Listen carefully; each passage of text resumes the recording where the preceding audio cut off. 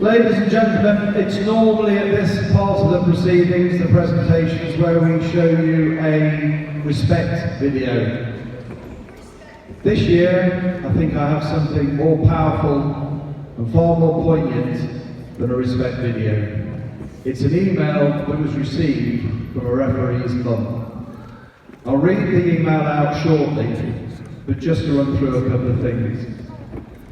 The YEL has 443 registered referees. 81% of these YEL referees are teenagers, children.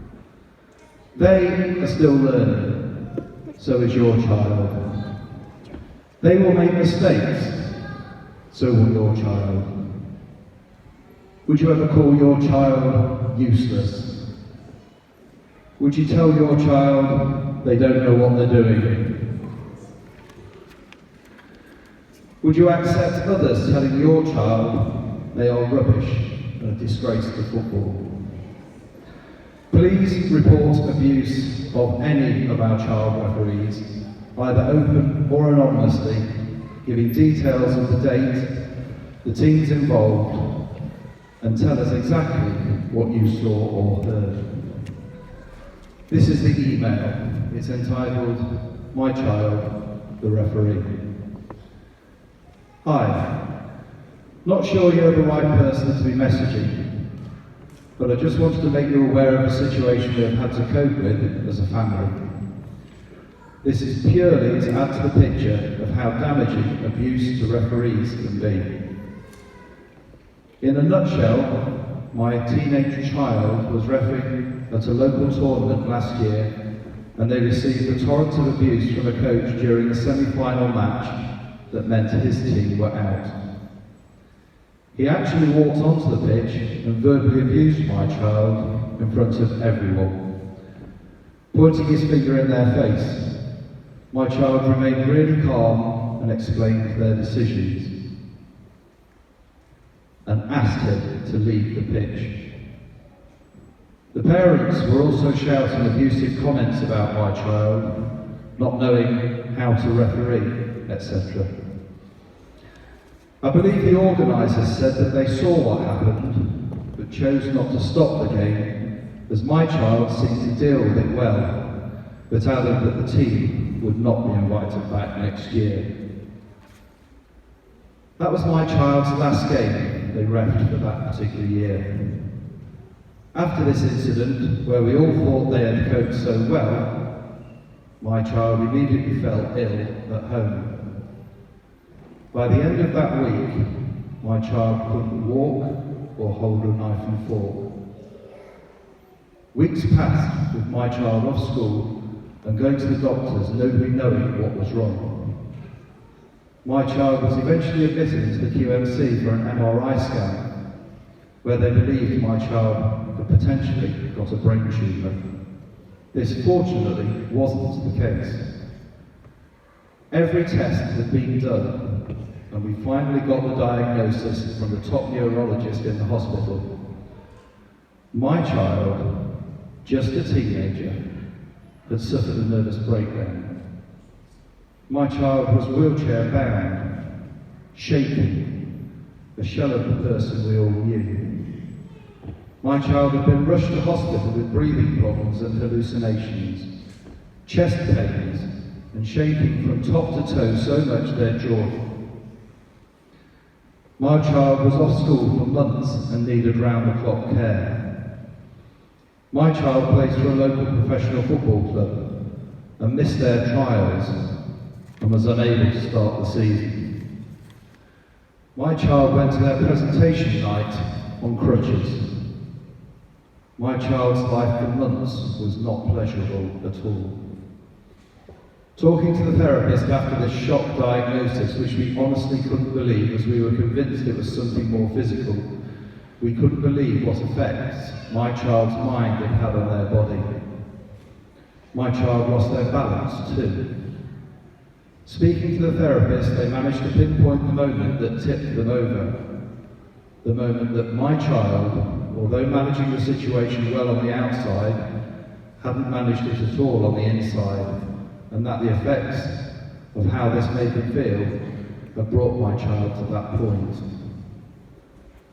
All the everyday things that my child had been managing and dealing with were tipped out of them when that awful incident happened, the tournament. It absolutely destroyed them physically and emotionally. It took time for my child to realise how they've not actually coped well with it at all.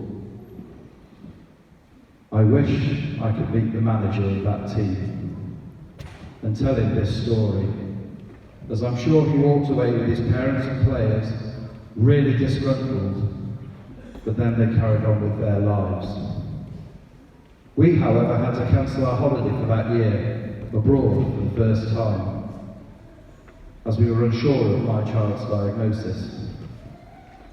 In and out of hospital, and then a phased return back to school, eventually with weekly physio. I'm proud to say that my child is now playing for their team again, and most importantly, refereeing. We are not over anything that happened and the reasons why, but we are proud that our child has gone back and faced it all again. Lastly, they had another awful coach that shouted abuse. We always worry for them now, although my child does lots of mindfulness work for themselves. It's simply not fair. And the devastation it leaves behind is not just a few minutes after a match. My child is now a year older and is as determined as ever to make their way in professional football through coaching, and will next year take their coaching qualification. My child is an absolute inspiration to all those other referees out there, but at the same time serves as an example of what the severity of abuse on the in a football match can do to a person who at the end of the day just wants to try their best.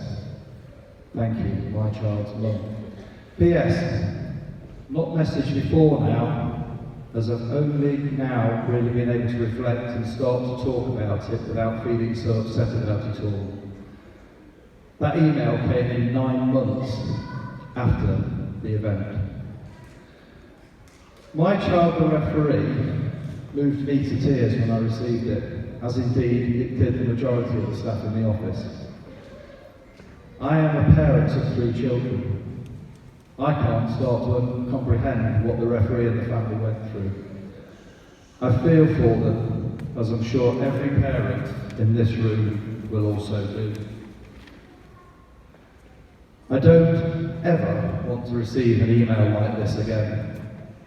This is why we need to work together to remove abusive children from not just the YL, but every league in every county across the country.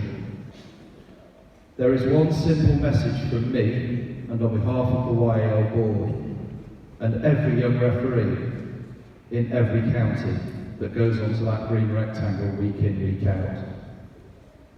It's got to stop. If you see it, please report it. I say again, abusive child referees is exactly that, abuse of a child. Remember my child, the referee, and please help us stamp this out. Abuse, it's got to stop. Thank you very much for your time.